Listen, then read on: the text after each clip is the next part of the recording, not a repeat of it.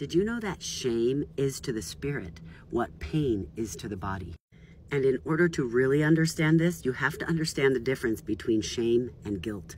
If you're new here, my name is Teresa. I'm a business and mindset strategist, and I specialize in helping people increase the income in their business and the happiness in their life. When you feel shame, it is always damaging to your spirit, to you, to your mental health. There is never a time when it is good or helpful or healthy. People often use the words guilt and shame interchangeably, as if they mean the same thing, and they don't. Guilt is a feeling you have when your behavior doesn't match your values. You know you want to act a certain way, you know a certain behavior is healthy, and you don't do it, or you do something different.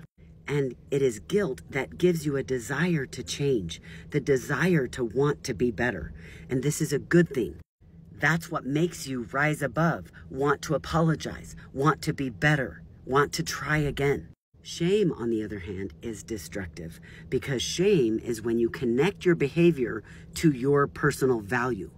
Your behavior has nothing to do with who you are and what you are worth. To simplify it, guilt says, I did bad. Shame says, I am bad. And the reason people use those two words interchangeably is because when they feel guilt, often we transition quickly to shame and it becomes almost blurry, like we can't tell the difference. But now that you know this, this is so empowering.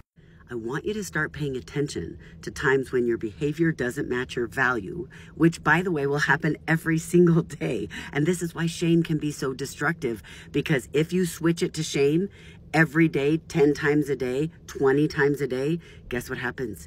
You are whittling away at your self-esteem, at your soul. Now you can catch yourself before it goes to shame, or maybe when it goes to shame, you'll notice right away, and then stop that. Go back to the guilt that is helpful and hopeful and makes you want to be better. And here's a really easy way to tell if you are in guilt or if you're in shame.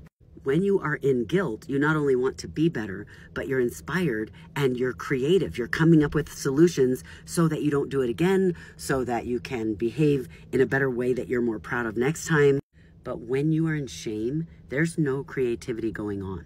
You feel worthless. You feel like things aren't good. There's no hope. You don't feel like you can do it.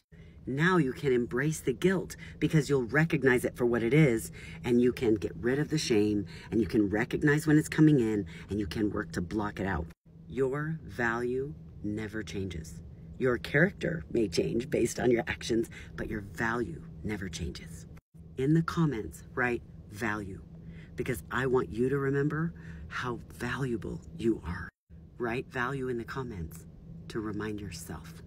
And if you want to learn more about how growing your business and growing your life is actually a really fun journey of self-discovery, then click the link in my bio and set up a free consult.